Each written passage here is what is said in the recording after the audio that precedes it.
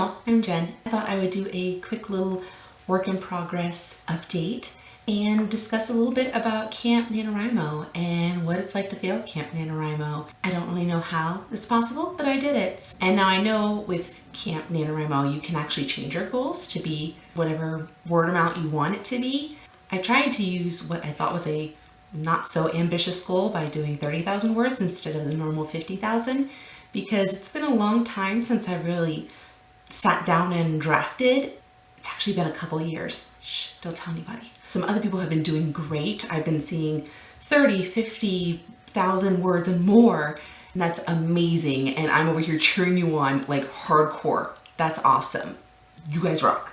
And there's some of us who didn't quite reach our goals, no matter how big or small they were, and it can feel kind of deflating. You set out the goal, and that's what they say that you're supposed to do. If you set the goal, then at least you're aiming towards something that will tend to help you achieve your goal better. Sometimes it works, sometimes it won't. This time it didn't. But here's the thing. I made the goal too big for myself from the start. So it seemed insurmountable from the beginning, and I never tried. The only words that I got down were in the first week. Yeah, that's depressing and it's really sad. Really, it was on me. I should have been sitting down to write, but I was sitting there and staring in what felt like the barrel of a gun because it was so much pressure to even reach the changed goal for myself. What I really need to do is focus on goals I could achieve. That brings me to a change that I've had in the way that I set goals. Not every goal has to be the end goal.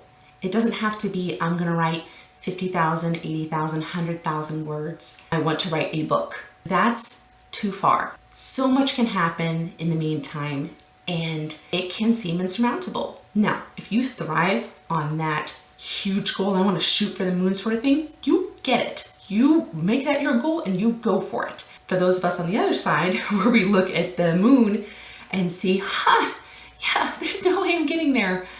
You're not alone. I'm in the same boat with you. Here's how I'm handling the way I do goals now. I've actually started making small foundational goals.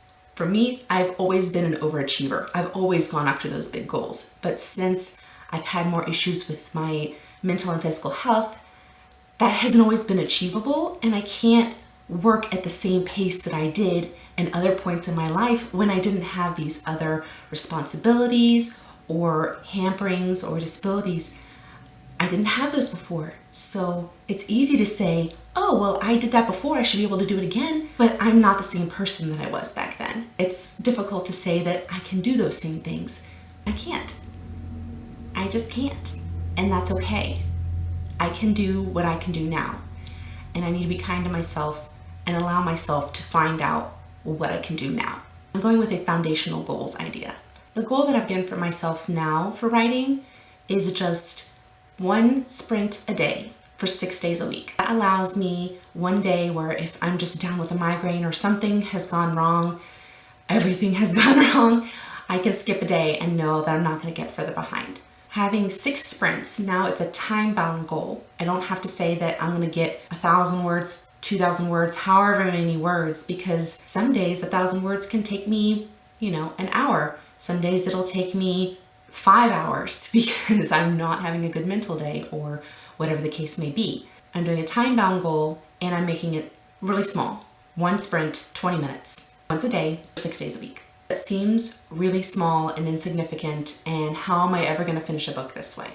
I'm not stopping with this goal. Once I'm good at doing this thing, then I can add to it. It's kind of like exercising. There's a writing muscle too. I can't just expect myself to write as much as I used to be able to when I was writing daily for hours and had time and the ability to do so. And that's okay.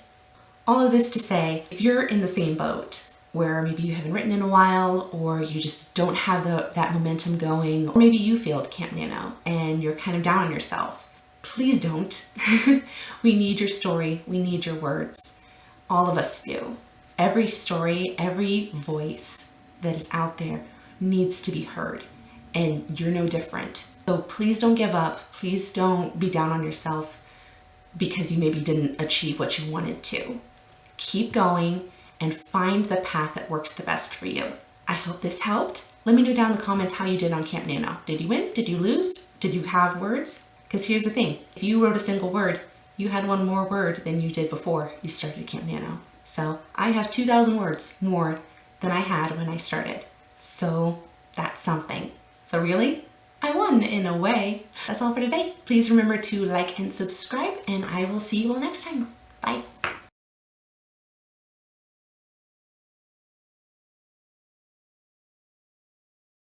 I'm so happy for you, and I'm seriously cheering you on. That's amazing. Really burped.